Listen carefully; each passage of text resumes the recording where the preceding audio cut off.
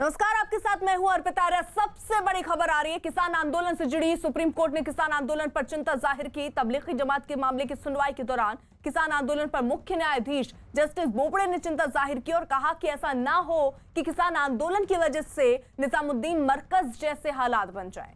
Supreme court ने आंदोलनकारी किसानों के मास्क न पहनने और सोशल डिस्टेंसिंग का पालन समेत कोरोना नियमों के उल्लंघन पर भी चिंता जाहिर की और इस पर केंद्र और दिल्ली सरकार से जवाब दाखिल करने को कहा है। इस बीच दिल्ली, यूपी और हरियाणा के जो बॉर्डर हैं वहां पर किसान जो बैठे हुए हैं उनका मार्च शुरू हो गया है। किसान संगठनों के सदस्य ट्रैक्टरों के साथ ईस्टर्न और वेस्टर्न पेरिफेरल एक्सप्रेसवे पर मार्च करने के लिए आगे बढ़ रहे हैं।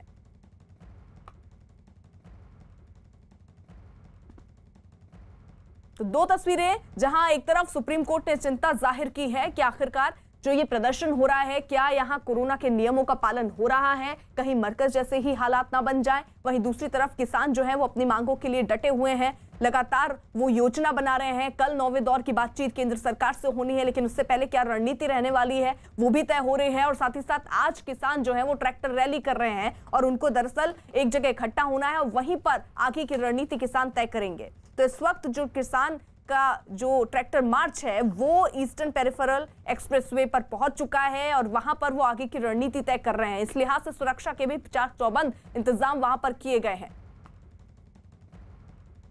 किसानों की ट्रैक्टर रैली से जुड़ी ये 5 तस्वीरें इस वक्त अब हम आपको दिखा दें, जिसमें गाजीपुर बॉर्डर, टिकरी बॉर्डर, सिंघू बॉर्डर के अलावा पलवल और बहादुरगढ़ से किसान पेरिफेरल एक्सप्रेसवे की तरफ आगे बढ़ते नजर आ रहे हैं। ये अलग अलग बॉर्डरों की तस्वीर दिखा रहे हैं। दरअसल तय यही किसानों के बीच हुआ था कि जहां जहां जो किसान बॉर्डरों पर बैठे हुए हैं वो ट्रैक्टर से मार्च निकालेंगे। किसानों का तो यहां तक कहना है कि 26 जनवरी को भी वो ऐसे ही मार्च निकालेंगे अगर कल उनकी समस्या का समाधान नहीं होता है, क्योंकि कल सरकार से एक बार फिर से बातचीत होनी है। 9वें दौर की ये बातचीत है। हालांकि सरकार लगातार कह रही है कि सकारात्मक दिशा में बातचीत बढ़ रही है, वहीं किसानों का कहना है कि अभी उनकी 5 से 6% ही बात मानी गई है। अभी बहुत सारी मांगे उनकी माननी बाकी हैं।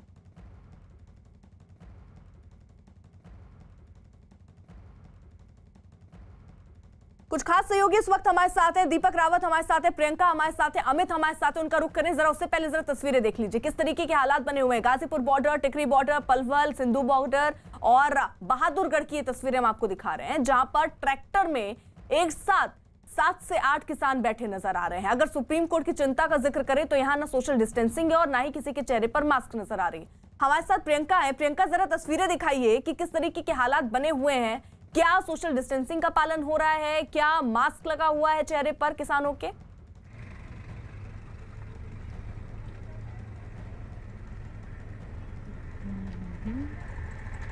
प्रियंका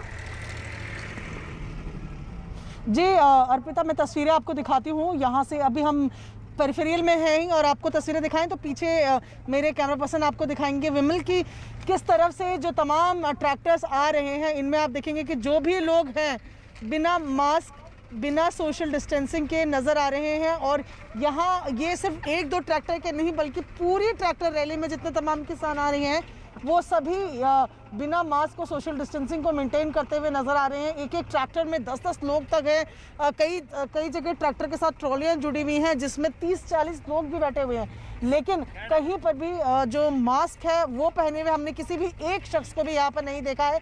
और जिस दिन से आंदोलन शुरू हुआ उस दिन से तस्वीरें ऐसी ही हैं। इसीलिए चिंता का विषय है जो सुप्रीम कोर्ट ने भी आज इस मामले पे अपनी टिप्पणी रखी है। तो कहीं ना कहीं जिस तरीके से पूरे आंदोलन के दौरान लोगों ने ना सोशल डिस्टेंस मेंटेन किया है, ना मास्क पहना है, वही तस्वीरें कमोवेश यहाँ पर भी ट्रैक्टर रैली में भी नजर आ रही हैं। बिल्कुल, और जिस तरीके की तस्वीरें हम देख रहे हैं वो दिखा रही हैं कि किसान जो हैं वो भारी तादाद में पहुंच रहे हैं। हमारे साथ अमित हैं, सिंघू बॉर्डर, इस वक्त सिंघू बॉर्डर से वो ईस्टर्न पेरिफेरल एक्सप्रेसवे पर पहुंच चुके हैं। अमित, आप वहां पर पहुंच चुके हैं जहां पर आगे की रणनीति तय कर रहे हैं किसान, कोई जानकारी मिल पाई? जी हाँ, बिल्कुल अर्पिता, मैं आपको सीधी तस्वीरें यहाँ पर दिखा देता हूँ। ये देखिए, ये सीधी तस्वीरें जो ट्रैक्टर ट्रॉली जो निकली थी सिंघू बॉर्डर से वो इस वक्त ईस्टर्न पेरिफेरल पर पहुँच चुकी है। और यहाँ पर तस्वीरों में आप देख सकते हैं इस पहुँचने के बाद, और दूसरी तरफ से जो टिकरी की तरफ से जो किसान पहुँचने वाले थे वो किसान भी यहाँ पर पहुँच गए हैं। आप देख सकते हैं कि दूसरे तरफ से ट्रैक्टर आ रहे हैं, जो किसान है वो हाथ हिला रहे हैं। यहाँ पर आप तस्वीरों में जो किसान टिकरी बॉर्डर की तरफ से पहुँचे हैं, कुछ ट्रैक्टर पहुँचे हुए हैं यहाँ पर में आप देख सकते हैं।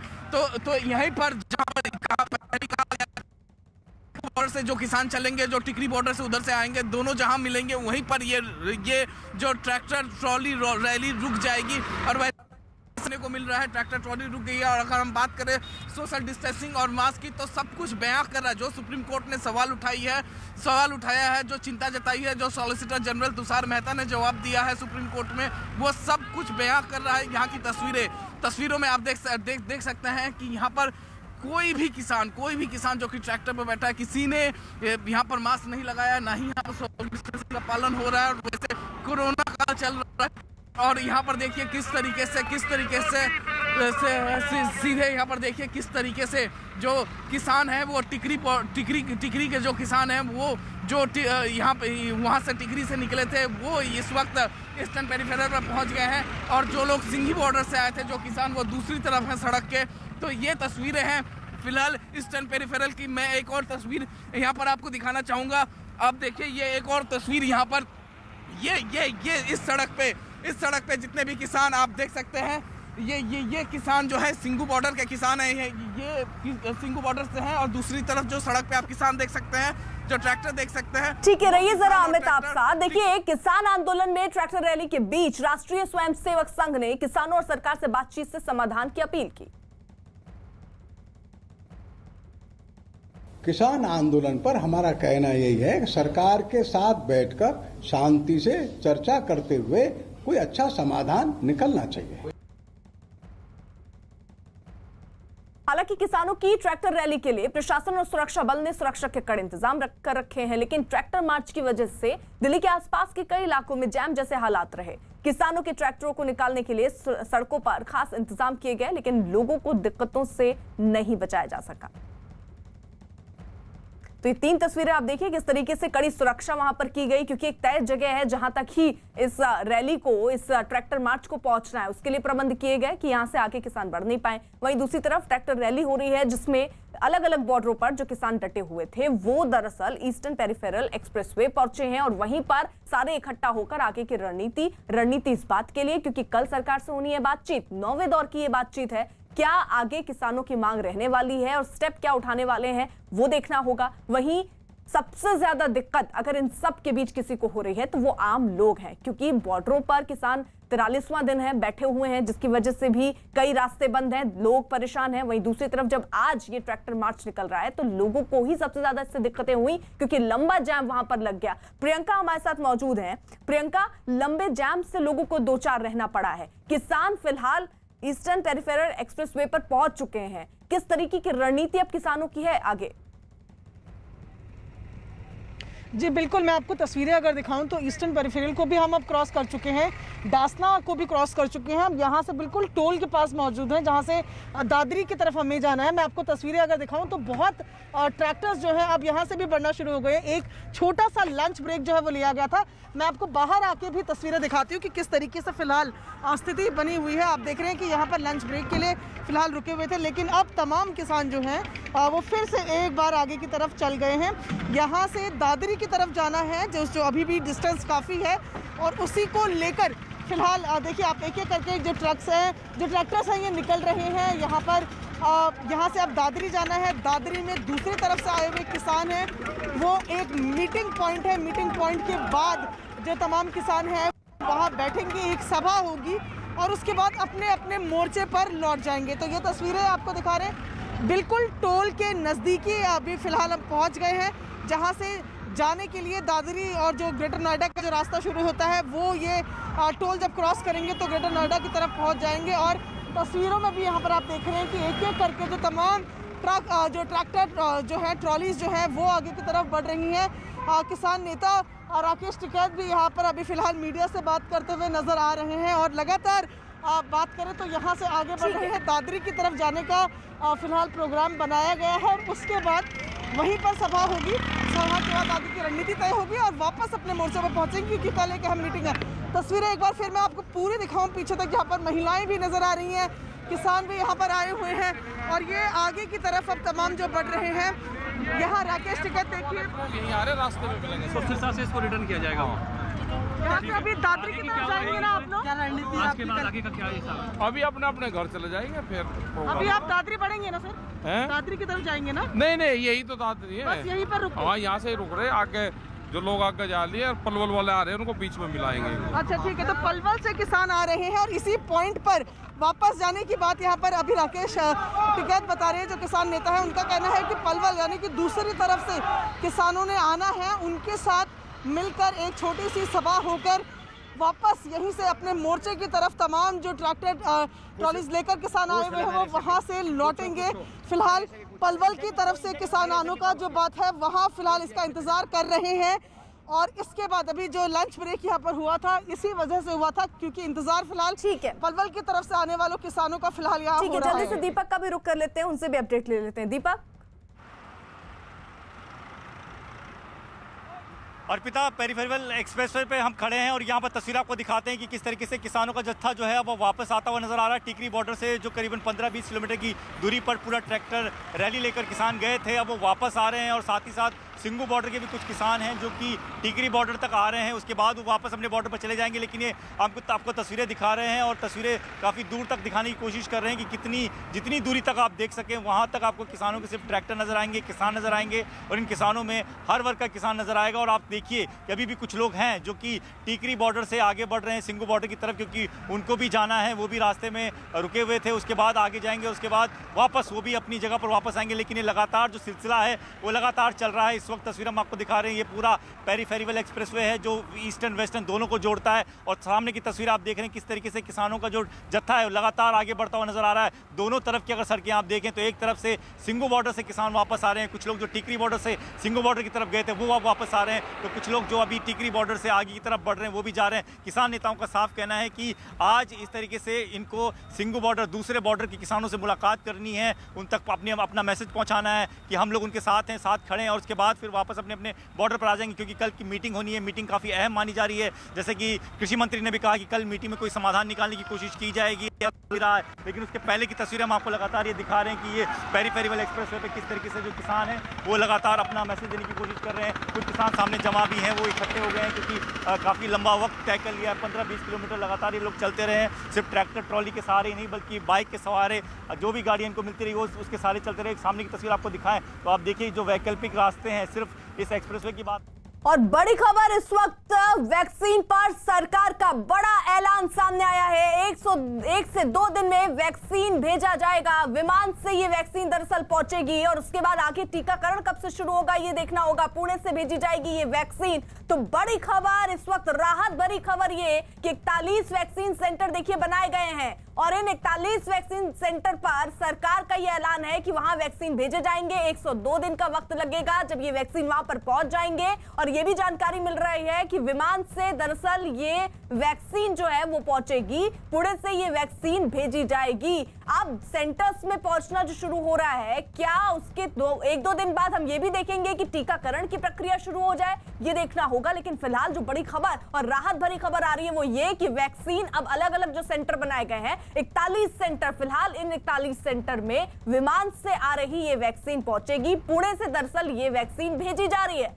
हमारे साथ विक्रांत जुड़ चुके हैं और अपडेट के साथ। विक्रांत, ये सरकार ने क्योंकि विस्तृत तैयारी कर ली है और क्योंकि ड्राई रन भी हो चुका है पूरे देश में और एक और ड्राई रन जो कल होना है और 13 तारीख से कहा जा रहा है कि दवाइयां वैक्सीन देनी शुरू कर दी जाएगी, तो सरकार ने पूरा प्लान तैयार कर लिया और अगले 1-2 दिन यानी आज या कल में ही वैक्सीन पुणे हवाई अड्डे से ट्रांसपोर्ट होना शुरू हो जाएगी। और देश के अलग अलग हिस्सों में 41 हवाई अड्डों को सब हब बनाया गया है, यानी छोटे हब बनाए गए हैं और उन 41 एयरपोर्ट्स पर पहुंचेगी वैक्सीन और फिर वहां से उन एयरपोर्ट के आसपास के इलाकों में वैक्सीन जाएगी। जैसे दिल्ली के आसपास दिल्ली हवाई अड्डे और करनाल का चुनाव किया गया है, करनाल हवाई अड्डे का, करनाल हवाई अड्डे से उतरी जो वैक्सीन आएगी उसके बाद वो हरियाणा और आसपास के इलाकों में जो इलाके हैं वहां पर भेजी जाएगी। इसी तरह देश में कुल 41 हवाई अड्डों का चयन किया गया है और विशेष विमान और बाकी जरूरतों को भी इसमें लगा दिया गया है। तो अब ये उम्मीद की जानी चाहिए कि बड़े पैमाने पर, क्योंकि पूरे देश में दूर दराज के इलाकों तक वैक्सीन पहुंचानी है, बड़ा ही हरकुलस टास्क है जिसको सरकार को पूरा करना है और किसी तरह की कोई इसमें गड़बड़ी ना हो पाए, किसी तरीके की चूक ना हो जाए, इसके लिए भी पूरी योजना तैयार की गई है। और सभी स्टेक होल्डर, चाहे वो राज्य हो या फिर स्वास्थ्य मंत्रालय हो या फिर जो हवाई अड्डा और बाकी सब अधिकारी हैं, उन सब के साथ कई दौर की बातचीत भी हो चुकी है, बैठकें हो चुकी हैं और कल, आज या कल से दवाई वैक्सीन पहुंचाने का काम शुरू कर दिया जाएगा। विक्रांत, जो 13 तारीख की डेट आप बता रहे हैं, क्या उसी दिन से टीकाकरण भी शुरू हो जाएगा? आधिकारिक तौर पर भी ये जानकारी मिल गई है? देखिए, इस तरीके का कयास लगाया जा रहा है क्योंकि ये कहा गया था कि 3 तारीख के बाद से 10 दिन के अंदर ये किया जाएगा। तो ये कहा गया, ये माना जा रहा है कि 13 तारीख के आसपास से वैक्सीनेशन का काम शुरू हो जाएगा।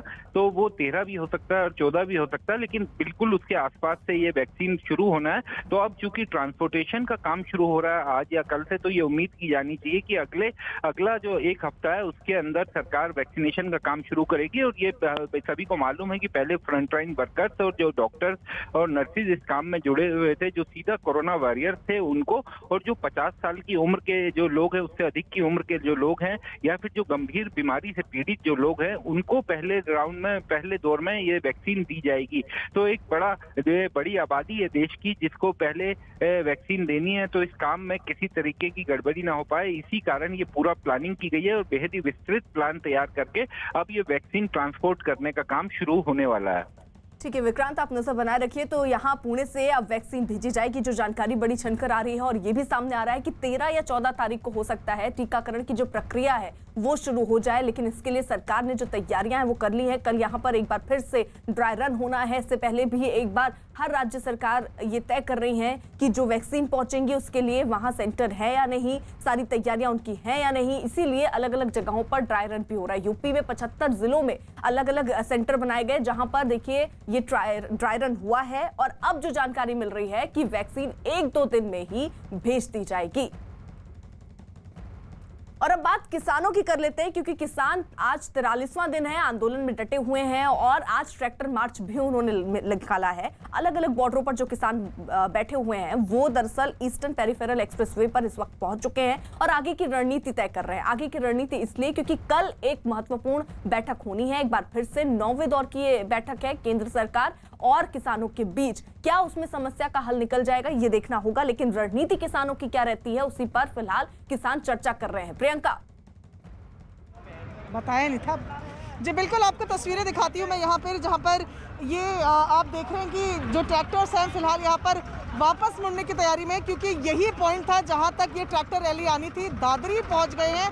अब यहाँ से ट्रैक्टर जो है वो वापस गाजीपुर की तरफ जा रहे हैं, जहाँ पर किसानों का जो आंदोलन था वो चल रहा है। और ऐसे में सिर्फ राकेश टिकैत, जो इस पूरे ग्रुप की अगर बात की जाए तो नेता है, वो यहाँ से सिर्फ आगे जाएंगे, पलवल से आ रहे किसानों के प्रतिनिधियों के पास जाएंगे। बाकी तमाम लोग जो ट्रैक्टर में हैं वो यहाँ से वापसी करेंगे। और यहाँ आप तस्वीरों में देख रहे हैं कि अब वापस करने के लिए जो ट्रैक्टर है वो मुड़ना शुरू हो गए हैं। पूरा रास्ता गाजीपुर से लेकर दादरी तक ये तमाम लोग ट्रैक्टरों में आए, इन्होंने शक्ति प्रदर्शन किया।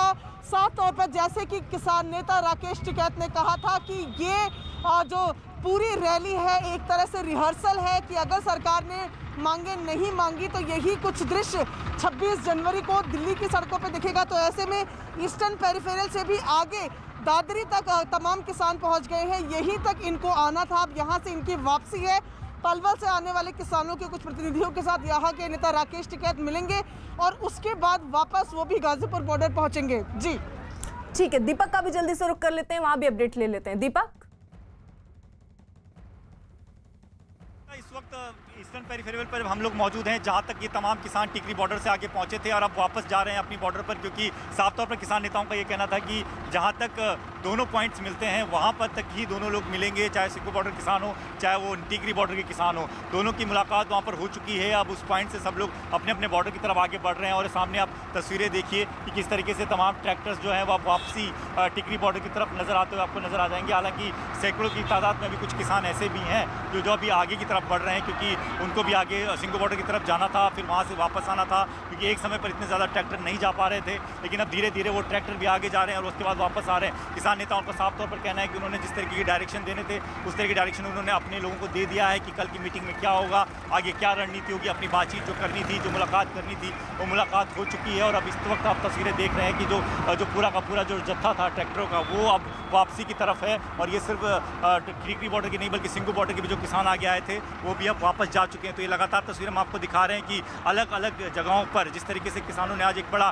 ट्रैक्टर मार्च निकालने की बात कही थी, एक बड़ा संदेश देने की बात कही थी, वो अब एक तरीके से अब वो खत्म होता हुआ नजर आ रहा है। सब लोग अपने अपने बॉर्डर्स पर अपनी अपनी जगहों पर जहाँ पर उन्होंने अपने टेंट लगाए हुए हैं वहाँ पर वापस जाते हुए नजर आ रहे हैं। लेकिन ये तस्वीर आप देखिए और देखिए जितनी दूर तक आप देखें सिर्फ ट्रैक्टर है, ट्रैक्टर पर वो किसान सवार हैं। और कोशिश यही की गई थी कि लगातार ज़्यादा से ज़्यादा किसानों को इसमें जोड़ा जा सके ताकि एक बड़ा मैसेज जा सके। लेकिन अब किसानों का ये साफ तौर पर कहना है कि कल की मीटिंग उनके लिए भी बहुत ज़्यादा इंपॉर्टेंट है। अगर कल की मीटिंग में कोई नतीजा नहीं निकलता है, कोई वैकल्पिक रास्ता नहीं निकलता है, तो फिर 26 जनवरी की एक बड़ी तैयारी की जाएगी और इससे भी बड़ी तैयारी वो की जाएगी। इस तरह के साफ तौर पर किया जाना है। एक तस्वीर और आपको दिखाएंगे, प्रदीप से कहूँगा तस्वीर दिखाई, वो देखिए रास्ते सारे बंद होने की वजह से आप देखिए किस तरीके से ट्रैफिक जो है वो आपको वैकल्पिक रास्तों पर नजर आ जाएगा। जो वैकल्पिक रास्ते हैं वो बिल्कुल दीपक रहिए जरा साथ। देखिए एक तरफ जहां आम लोगों को दिक्कतें हो रही हैं वहां पर किसानों के लिए कड़ी सुरक्षा भी की गई है। कहीं देखिए सिंगू बॉर्डर में भारी तादाद में पुलिस बल की तैनाती हुई, वहीं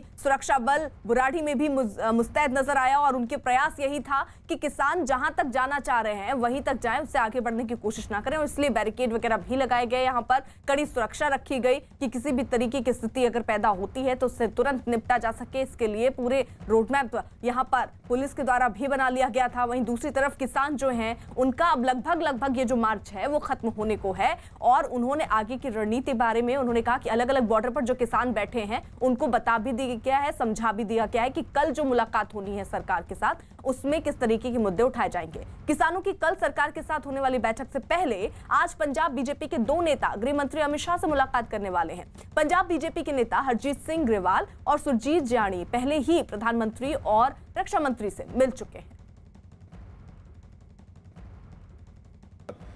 क्या क्या मुद्दों पर बात होगी, जानकारी ये भी मिल रही है कि सरकार इस फॉर्मूले पर भी बात करना चाह रही है जो कल की बैठक में कि कानून रद्द नहीं होंगे लेकिन प्रदेश सरकारों के ऊपर छोड़ दिया जाए। प्रदेश सरकारें तय करें कि कानून रद्द करना है या फिर जो है इसको लागू करना है। देखो, जब बातचीत होती है तो खुले मन से होती है और उसमें सारे ऑप्शन ही खुले रहते हैं। ऐसा नहीं होता जस और नो नहीं होता।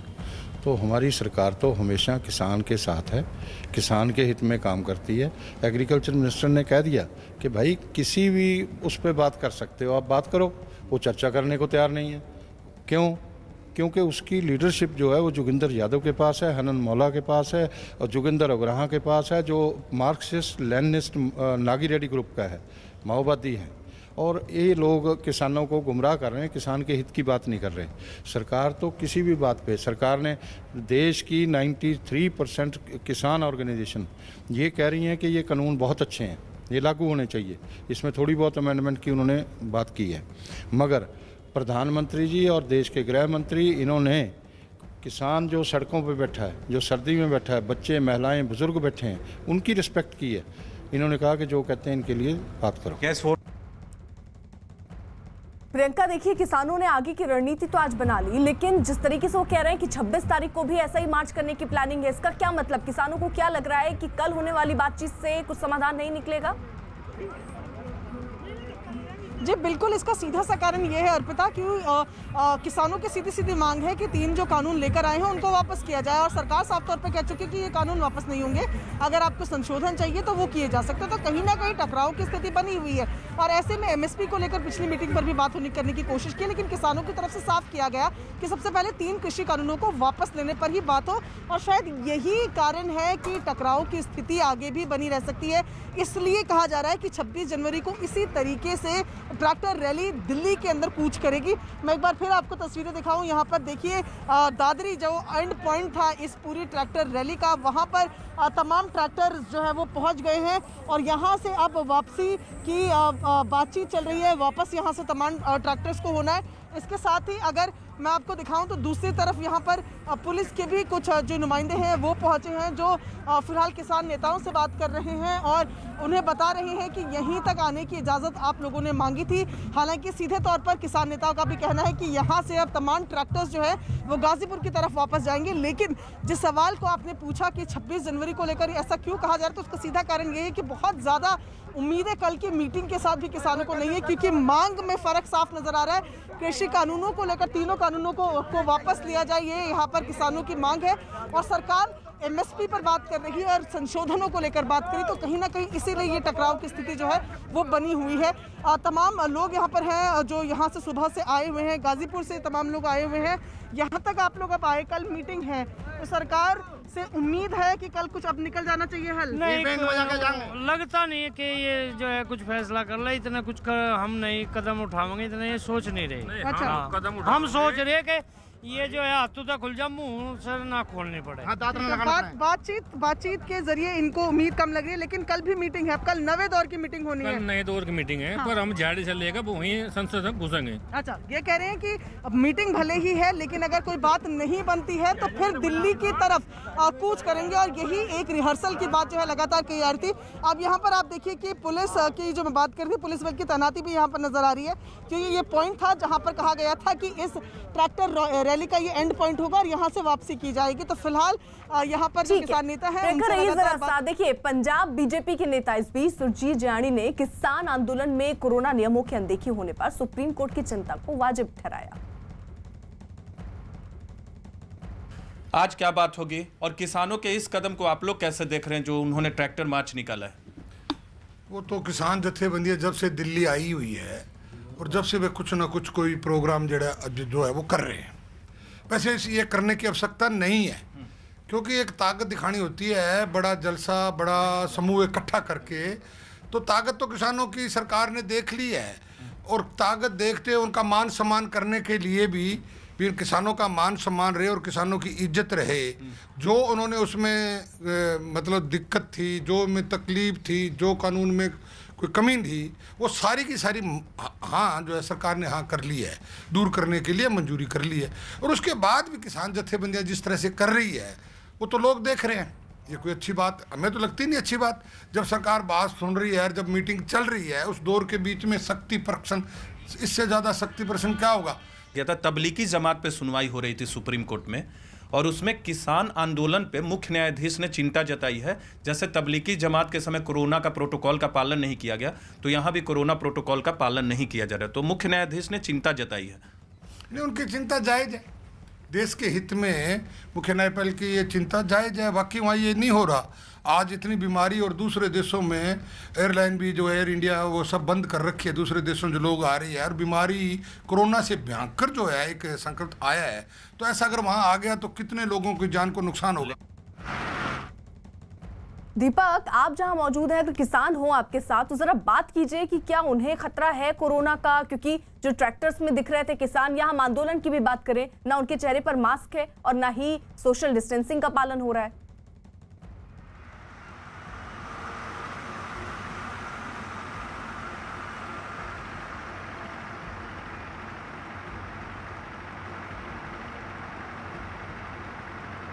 दीपक, आवाज पहुंच रही है आप तक?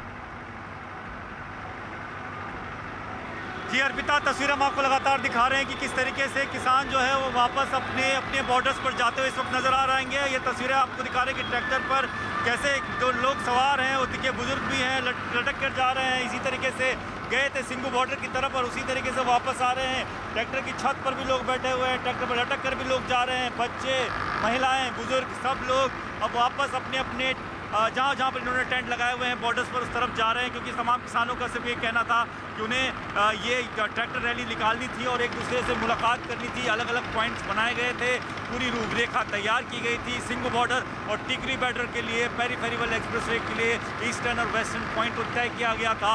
उस तय पॉइंट के बाद ये लोग अब वापस अपनी अपनी जगहों पर जा रहे हैं, लेकिन इसकी वजह से पूरा का पूरा जो पेरीफेरल एक्सप्रेसवे है वो आम लोगों के लिए बंद रखा गया। आज दिन भर ये बंद रहा है, हालांकि 10 बजे के बाद से बंद कर दिया गया है। ट्रैफिक पुलिस ने भी पहले से ही डाइवर्ट कर दिया था और साफ तौर पर ट्रैफिक पुलिस का कहना है कि शाम के वक्त खोल दिया जाएगा। लेकिन फिलहाल ये तस्वीर हम आपको दिखा रहे हैं कि दोनों तरफ एक्सप्रेसवे के दोनों की तरफ की सड़कों पर आपको सिर्फ ट्रैक्टर नजर आएंगे और बीच में से किसी को भी आने की इजाज़त नहीं दी गई है, क्योंकि किसी प्रकार का हुड़दंग ना हो इसको लेकर भी पुलिस की तैनाती पहले से ही बढ़ा दी गई थी। हरियाणा पुलिस हो, दिल्ली पुलिस हो, सभी की तैनाती पहले से बढ़ा दी गई थी। लेकिन आम लोगों को जो सुबह अपने दफ्तर के लिए निकले थे उनको काफ़ी ज़्यादा परेशानी झेलनी पड़ी। लेकिन इस वक्त तस्वीरें आपको दिखा रही हैं किस तरीके से जो तमाम किसान हैं वो अब वापस इस ट्रैक्टर रैली को खत्म करने के लिए आगे बढ़ते हुए नजर आ रहे हैं। और साफ तौर पर इन किसानों का ये कहना है कि इसी तरह का एक बड़ा मार्च निकाला जाएगा, सिर्फ ट्रैक्टर रैली ही नहीं बल्कि और भी किसान जो है वो अपना अलग अलग राज्यों से पहुंचने की कोशिश में है, तैयारी कर रहे हैं ताकि वो यहाँ पर पहुँच सके। अगर कल तक कोई बात नहीं बन जाती है या 26 जनवरी से पहले तक कोई बात नहीं बन जाती तो 26 जनवरी को एक बड़ा रैली, एक बड़ी आयोजन किया जाएगा। दिल्ली कूच का कार्यक्रम है और इससे पहले भी कई सारे छोटे बड़े कार्यक्रम किसान नेताओं की तरफ तय किए गए हैं। आज भी ये बताया गया है कि किसान नेता शाम में एक मीटिंग करने वाले हैं, उस मीटिंग में तय किया जाएगा कि कल सरकार के सामने जो बात रखनी है वो किस तरीके की बात रखनी है और क्या ये बात अंतिम चरण की हुई, क्योंकि अब तक बहुत सारी मीटिंग्स हो चुकी है, कोई हल अब तक निकला नहीं है। लेकिन उसके बावजूद जो है जो किसान नेता है वो अलग अलग तरीके से ये कोशिश कर रहे हैं कि सरकार तक अपना मैसेज पहुंचा सकें कि हम। ठीक है प्रियंका, इस बीच ये भी जानकारियां मिल रही थी कि सरकार अब ये रणनीति रख सकती है आगे कि राज्य सरकार को स्वतंत्रता दे दी जाए, कि राज्य सरकार तय करे कि ये कानून लागू करना है या नहीं लागू करना है। इस पर किसान क्या सोच रहे हैं? अगर ऐसा प्रस्ताव सरकार की तरफ से दिया जाता है तो सहमति बनेगी?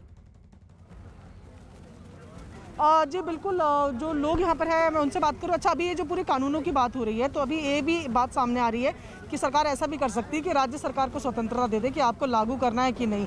ये रास्ता ठीक है? राज्य सरकार भी इन्हीं की है, इन पे विश्वास थोड़ा किया जाएगा। हाँ। झूठ बोलने वाले लोग हैं। ठीक, झूठ बोलने। अब ये केंद्र सरकार से जो बातचीत चल रही है, अब ये भी बात सामने आ रही है कि केंद्र सरकार शायद ये भी कर सकती है कि राज्य सरकारों को स्वतंत्रता दे दे कि आप डिसाइड करें कि आपके यहाँ ये कानून लागू होने हैं या नहीं। इस पर क्या आप लोग की राय है? हमारी तो केंद्र सरकार से बात है। केंद्र सरकार ने लागू करा है, राज्य सरकार ने थोड़ा लागू करा। केंद्र सरकार ने लागू करा, केंद्र सरकार खत्म करे, अपने काले कानून वापस ले, काले कानून वापस ले लेकिन किसान अपने घर चला जाएगा। नहीं, मैं वो बिल्कुल बात समझ रही हूँ कि आप केंद्र सरकार से बात करें। मैं कह रही हूँ कि केंद्र सरकार शायद ये एक विकल्प रखेगी कि राज्य सरकार, हाँ, इसको नहीं मानेंगे। केंद्र सरकार कानून बना के राज्य सरकार पे छोड़ के अपना पल्ला झाड़ना चाह रही है और किसान का बेवकूफ बनाना, वहाँ का वही किसान रह जाएगा जहाँ 44 दिन पहले किसान था। तो रोज रोज किसान सड़क पे नहीं आएगा। अब की बार हम जो आए हैं सिर्फ वार पार करने के लिए आए हैं, क्योंकि किसान के पास भी या किसी के पास भी रोज आंदोलन करने का टाइम तो होता नहीं है और ऐसा माहौल बनाना भी बड़ा मुश्किल हो जाता है। तो बिल्कुल यहाँ ठीक है प्रियंका, आप रहिए जरा साथ, नजर बनाए रखिएगा। दीपक भी हमारे साथ थे जो पल पल के अपडेट हम तक पहुंचा रहे थे। तो एक तरफ किसानों ने अपनी पूरी रणनीति देखिए तय कर ली है, कल बातचीत होनी, अब देखना होगा कि क्या कोई समाधान निकलता है। उधर अमेरिकी संसद में हुई हिंसा में 4 लोगों की मौत हुई की खबर सामने आ रही है। हंगामे के दौरान डोनाल्ड ट्रंप के समर्थकों ने लोकतंत्र की हर मर्यादा, हर सीमा को तोड़ दिया और अमेरिकी संसद के भीतर घुसकर हिंसा और हंगामे का खुला तांडव किया। अमेरिका में शर्मसार होते लोकतंत्र की तस्वीरें आज पूरा विश्व देख रहा है। इन तस्वीरों ने सबसे बड़े लोकतंत्र के आत्मा को न सिर्फ चोट पहुंचाई है बल्कि पूरी दुनिया में उसे शर्मसार कर दिया। ये करतूत की है अमेरिका के बड़बोले राष्ट्रपति डोनाल्ड ट्रंप के उत्पाती समर्थकों ने। वैसे तो अमेरिका में राष्ट्रपति चुनाव के बाद से ही बवाल मचा हुआ है। ट्रंप समर्थक उनकी हर हरकत पर नजर रखे हुए हैं, हार बर्दाश्त नहीं कर पा रहे हैं और आए दिन ऐसे हंगामे की तस्वीरें सामने आती हैं। आज ही अमेरिकी संसद में जो बाइडेन के राष्ट्रपति पद पर मुहर लगनी थी, लेकिन उससे पहले ही उसमें खलल पड़ गई।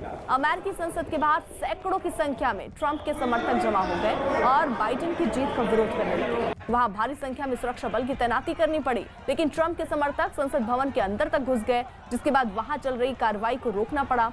वहां मौजूद सभी सांसदों को सुरक्षित बाहर निकाला गया। खबर ये कि संसद के अंदर गोलीबारी भी हुई, जिसमें 4 लोगों की मौत हुई, जबकि मारपीट में 14 सुरक्षा कर्मी भी घायल हुए, जिनमें 2 की हालत बेहद गंभीर बताई जा रही है।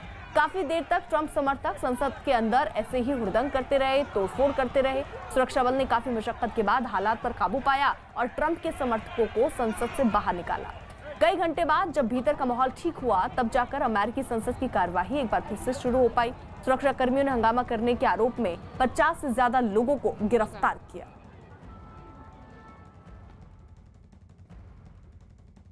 अमेरिकी संसद में बवाल, पीएम मोदी ने इसको लेकर बकायदा एक ट्वीट भी किया। उन्होंने ट्वीट करके लिखा कि इस तरीके की जो हरकत है वो बर्दाश्त नहीं होगी। वॉशिंगटन डीसी में दंगे और हिंसा की खबर सुनकर दुखद हूं, परेशान हूं। सत्ता का हस्तांतरण क्रमबद्ध और शांतिपूर्वक तरीके से होना चाहिए। लोकतांत्रिक प्रक्रिया को गैर कानूनी विरोध के जरिए विकृत नहीं होने दिया जा सकता। अमेरिकी संसद में जो बाइडेन के राष्ट्रपति पद पर मुहर लगने से पहले ही वहां हंगामा खड़ा हो गया। काफी तादाद में ट्रंप समर्थक संसद के बाहर इकट्ठा हुए। उन्होंने जो बाइडेन की जीत का विरोध शुरू कर दिया। हंगामा कर रहे लोग संसद के अंदर भी दाखिल हो गए। संसद के अंदर गोलीबारी भी हुई, जिसमें 4 लोग की मौत हुई है।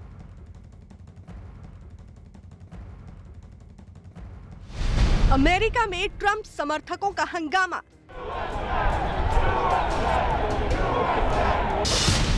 हिंसा पर उतारू हुए ट्रंप समर्थक।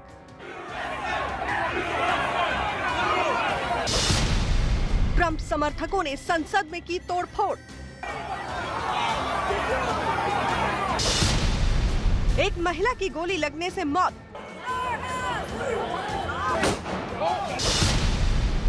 बाइडेन ने हंगामे को राजद्रोह बताया।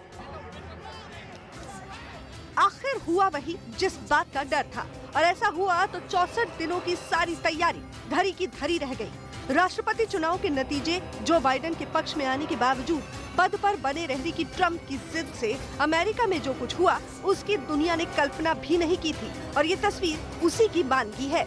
ये तस्वीर अमेरिका के संसद भवन की है, और यहाँ जो कुछ हो रहा है उसकी तस्वीरें नहीं होती तो आप यकीन नहीं कर पाते। ध्यान से सुनिए तो अमेरिका के संसद भवन के भीतर आपको गोली चलने की आवाज सुनाई पड़ेगी। इस महिला को हंगामा करने वालों की गोली लगी या पुलिस की, ये तो जांच के बाद ही पता चल पाएगा। लेकिन अस्पताल में इस महिला ने दम तोड़ दिया। दुनिया के सामने अमेरिका को शर्मसार करने वाली तस्वीर यकायक नहीं बनी। असल में इसकी आग को अमेरिकी चुनाव के दौरान और नतीजों के बाद से ही हवा मिल रही थी। तब से लेकर आज तक रिपब्लिकन पार्टी के कार्यकर्ता और ट्रंप समर्थक लगातार प्रदर्शन और हंगामा करते नजर आए। आज भी कुछ ऐसा ही मंजर दिखा जब ट्रंप समर्थक चुनाव में धांधली का राग अलापते हुए संसद के बाहर जमा हो गए और नारेबाजी शुरू कर दी। हाथों में ट्रंप के समर्थन वाले बैनर और तख्तियां लेकर बड़ी तादाद में प्रदर्शनकारी संसद के कैंपस में घुस गए और वहां बने कई स्मारकों पर चढ़कर डोनाल्ड ट्रंप के समर्थन में झंडे लहराने लगे। संसद के भीतर बाइडेन की जीत पर मुहर लगाने की तैयारी चल रही थी और संसद घुसने पर आमादा प्रदर्शनकारियों का हंगामा बढ़ता जा रहा था। प्रदर्शनकारियों के संसद के भीतर पहुंचने के बाद कई सांसद काम छोड़कर भागते दिखे, जिसके बाद हरकत में आए सुरक्षा कर्मियों ने सांसदों को सेना के कैंप में पहुंचाया। इसके बाद मिलिट्री की स्पेशल यूनिट ने हंगामा करने वाले प्रदर्शनकारियों को खदेड़ा। अमेरिका को शर्मसार करने वाली इस घटना को जो बाइडेन ने राजविद्रोह करार दिया। Let me be very clear. The scenes of chaos at the Capitol do not reflect a true America, do not represent who we are. What we're seeing are a small number of extremists dedicated to lawlessness. This is not dissent. It's disorder. It's chaos. It borders on sedition. And it must end now. हंगामे की वजह से Joe Biden के राष्ट्रपति चुनने की संवैधानिक प्रक्रिया कुछ देर के लिए रुक गई। संसद में इलेक्टोरल वोटों की गिनने की प्रक्रिया चल रही थी। इस हिंसा के बाद संसद के दोनों ही सदनों को लॉकडाउन कर दिया गया। प्रेसिडेंट इलेक्ट की जीत पर मुहर लगाने के लिए कांग्रेस यानी अमेरिकी संसद का संयुक्त सत्र बुलाया जाता है। इसकी अध्यक्षता उपराष्ट्रपति करते हैं। इस बार इस कुर्सी पर माइक पेंस थे। पेंस रिपब्लिकन पार्टी के हैं। ट्रंप के बाद उनका ही नंबर आता है, लेकिन वो भी ट्रंप समर्थकों की हरकत से बेहद खफा दिखे और सुरक्षा बलों के आने के बाद संसद की कार्यवाही दोबारा शुरू हुई तो उन्होंने इसे जाहिर भी कर दिया। And we will always be grateful to the men and women who stayed at their posts to defend this historic place. To those who wreaked havoc in our capital today, you did not win.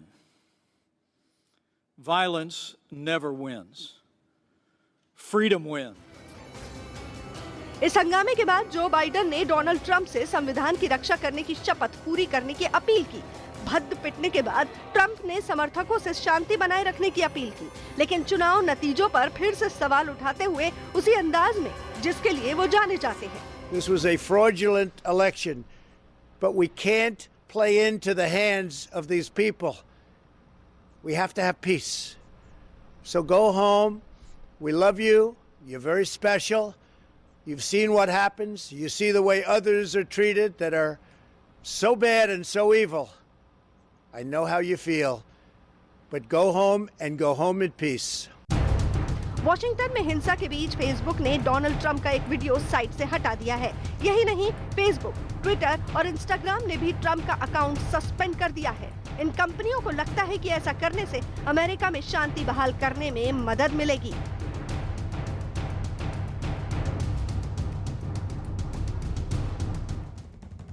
इस बीच प्रियंका गांधी ने America में जारी हिंसा पर दुख जताया और tweet किया, लिखा, अमेरिका से काफी परेशान करने वाली तस्वीरें आ रही हैं। लोकतंत्र और स्वतंत्रता अमेरिका की महानता की पहचान है।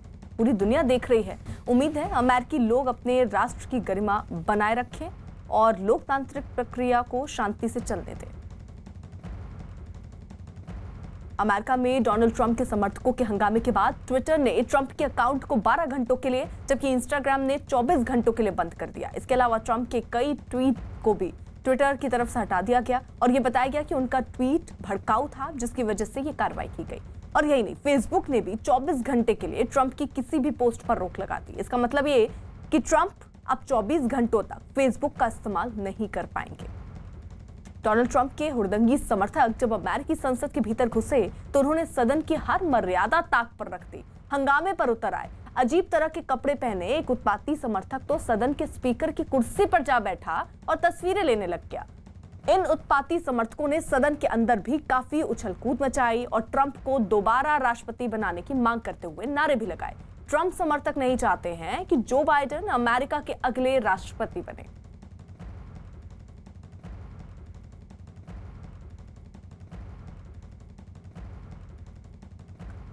और इस बीच अमेरिका में डोनाल्ड ट्रंप को एक और झटका लगा है। व्हाइट हाउस की डिप्टी प्रेस सेक्रेटरी सारा मैथ्यूज और उपराष्ट्रीय सुरक्षा सलाहकार मैट पॉन्टिकर ने ट्रंप से नाराज होकर इस्तीफा दे दिया। ट्रंप समर्थकों की पुलिस से झड़प की खबरों के बीच ट्रंप प्रशासन से इस्तीफा दिया गया।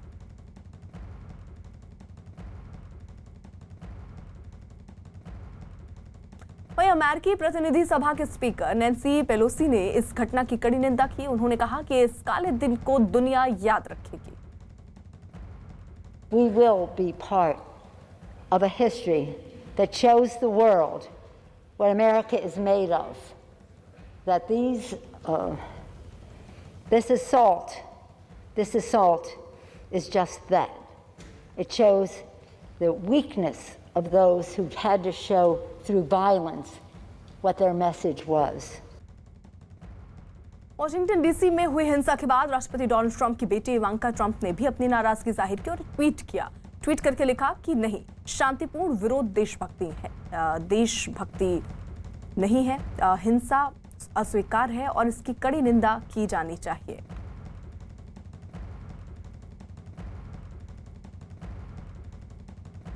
वहीं कांग्रेस नेता रणदीप सुरजेवाला ने भी अमेरिका में हुई हिंसा की निंदा की। उन्होंने कहा कि लोकतंत्र में हिंसा का कोई स्थान नहीं है। अमेरिका में जिस प्रकार से कैपिटोल हिल पर हिंसा हुई, हम उसकी कड़े शब्दों में निंदा करते हैं। प्रजातंत्र में सरकारें जनता के वोट से निकलती हैं, चुनी जाती हैं, मोबोक्रेसी से नहीं, भीड़ तंत्र से नहीं। भीड़ तंत्र प्रजातंत्र से बड़ा नहीं हो सकता। प्रजातंत्र ही सर्वोच्च है, संवैधानिक मूल्य ही सर्वोच्च हैं, संवैधानिक प्रक्रिया ही सबसे सर्वोच्च है। अमेरिकी संसद के बाहर सैकड़ों की संख्या में ट्रंप के समर्थक जमा हो गए और बाइडेन की जीत का विरोध करते हुए वहां मौजूद मीडिया कर्मियों के साथ बदसलूकी की। और इतना ही नहीं, ट्रंप समर्थकों ने मीडिया के कैमरे और माइक तक तोड़ डाले। वहां भारी संख्या में सुरक्षा बल की तैनाती करनी पड़ी, लेकिन ट्रंप के समर्थक बाहर लगी रेलिंग तोड़कर संसद भवन के अंदर घुस गए। ऑस्ट्रेलिया के प्रधानमंत्री ने भी अमेरिका में हुई हिंसा को गलत ठहराया। उन्होंने कहा कि अमेरिकी संसद में जो नजारे देखने को मिले वो परेशान करने वाले। I want to make a couple of comments regarding the rather disturbing scenes in the United States. As I've already expressed today earlier, and as so many around the world have, the riots and protests that we've seen in Washington DC have been terribly distressing. वहीं अमेरिकी senate के सदस्य Chuck Schumer ने संसद के बाहर भड़की हिंसा के लिए डोनाल्ड ट्रंप को जिम्मेदार ठहराया। This president bears a great deal of the blame. This mob was in good part President Trump's doing, incited by his words, his lies. This violence in good part his responsibility, his everlasting shame.